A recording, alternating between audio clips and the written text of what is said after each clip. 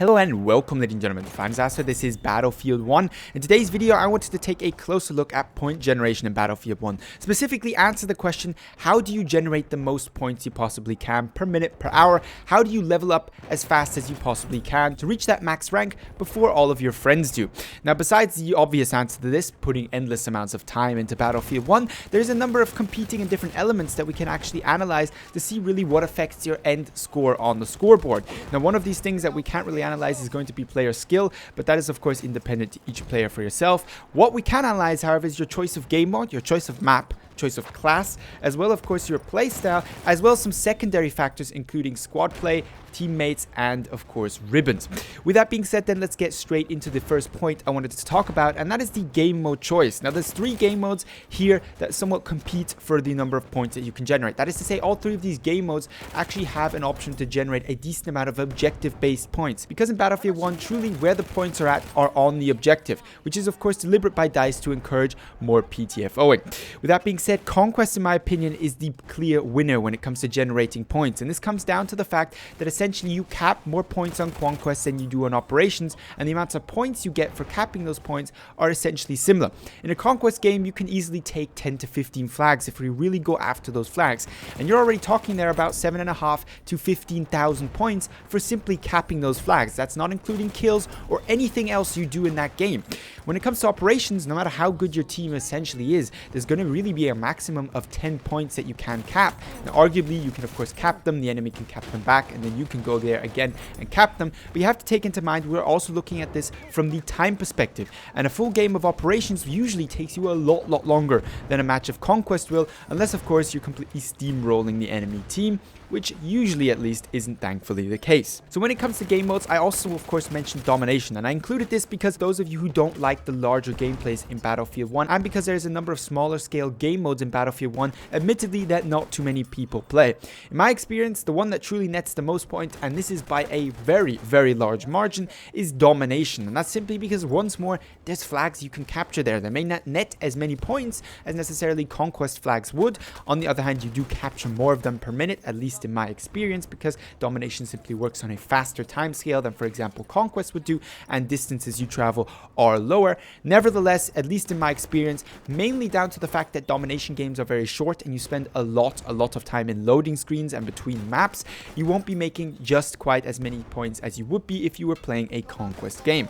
So those of you who enjoy Operations, myself included, if you want to rank up, and this is why I play Conquest as well quite a bit, you're gonna have to sadly go over to Conquest. That's at least the quickest and most effective way regarding game mode choice where you're going to get your points. Moving on then to your map choice. Now this essentially comes down to the factor of how many points you end up capping on the map related to how linear and choke pointy the map really is set out. The two extremes here, St. Quentin's Scar versus Argonne Forest. On St. Quentin's Scar, it's relatively easy to get on a capture point necessarily not contested by the enemies, or where not the entire enemy team is on. In other words, St. Quentin's Scar is much more flank based, with the teams dynamically rotating around each other, going for different objectives at the same time. You may occasionally have the two teams crashing or fighting over B or D or C. However, in most cases you'll find the teams spread out throughout the map and more points constantly switching hands from one team to another.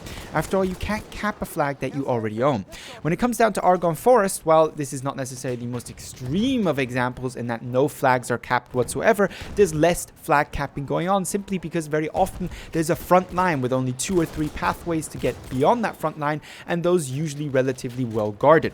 In other words, flanking is more difficult and taking flags is less frequent because of the linear fashion of Argonne Forest. That's not to say, as I've already said, there's no capping of flags on Argonne Forest. Frequently a good team, the team that wins, will consistently try and flank around the team either through the right or left passage and go for the B or respective D back cap, which of course cuts off not only enemy reinforcements but allows them once more to bleed the enemy tickets. However, this is not as frequently occurrence as you would find capping objectives on St. Quentin's Scar or Sinai Desert, for a matter of fact, which is another example of a map where there's plenty of dynamic moving of the teams between the different objectives.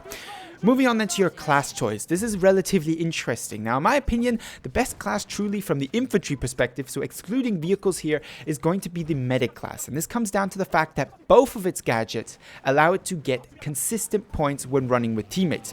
Not only does running with teammates essentially mean you're less likely to die, more likely to get revives, but healing a pretty much dead squad mate, that is to say not reviving, but healing them, say if they only have 1 health, can net you close up to 200 points. If he's not a squad mate, nevertheless 100 points.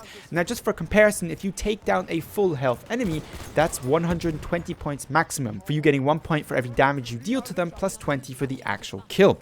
That means actually in Battlefield 1, healing your teammates and reviving your teammates, which by the way nets you between 50 and 100 points, depending on whether they're just simply a teammate or a squad mate, is actually point-wise more effective than killing enemies, at least in most situations.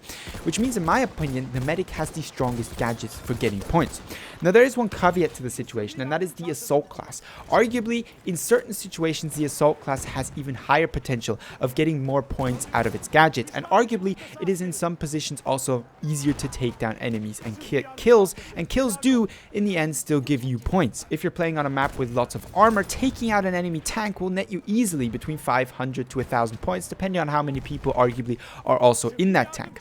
However, in my opinion, consistently speaking, so over multiple hours, I find myself getting more points with the medic than I do with the assault, simply because taking out tanks is not the most frequent of occurrence, whereas my teammates dying and taking damage is something I can count on blindly. Moving on then to the playstyle. This ties into the map choice and game mode choice. Arguably, you simply have to play the objective, and I find this relatively frustrating, not because I don't play the objective, but because when I play the objective, say we start capturing a certain flag, I will start roaming around the flag, picking up the reinforcement enemies trying to push onto the flag. If you're really after the points, however, what you should do is find a comfy corner to sit down in and wait for that flag to finally be yours. You do not get points for roaming around the objective and helping your team, at least not many. The real points are in capturing that flag, so try to get your ass on the flag when it's being captured by your team, and as soon as you've captured a flag, defending that flag is actually not the most lucrative thing when it comes to points. The most lucrative thing is truly to move on to the next flag, preferably one that is uncontested and the enemy team won't care about, because then you'll be able to cap the flag much faster without any kind of enemy reinforcements trying to take you out. Now moving on to something that is not completely in control of you as individual player, and that's your teammates, squad mates, preferably even ones that you're talking to over VoIP or TeamSpeak, actual friends that you can play with on a daily basis. Now those can have a number of benefits. First and foremost, squad orders. The squad leader can obviously order you to capture an objective, and if done right, this can easily net between 100 and 300 points per squad capture, depending on how many of your squad mates actually follow your order. The most beneficial is obviously if you are the squad leader, because not only can you give the order to capture the flags you are capturing, independent of whether your teammates are on that flag or not, but it also means that you have control over the points. Essentially, most squad leaders sadly are inactive, and if you make sure you are active, constantly marking up the necessary points you're going to attack or defend, you'll find yourself getting a nice little XP boost there. Another point regarding working with friends is of course the use of squad XP boosts.